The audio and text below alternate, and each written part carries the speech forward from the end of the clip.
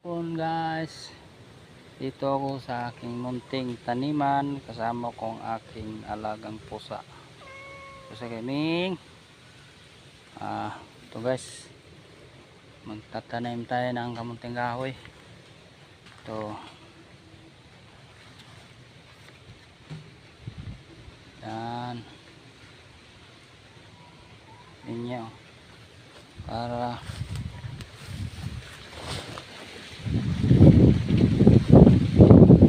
ng araw mayroon tayong mabubunot guys.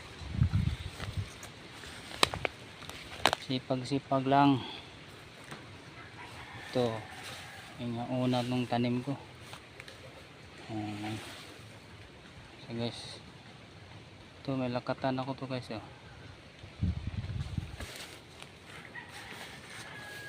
Ito bayabas guys.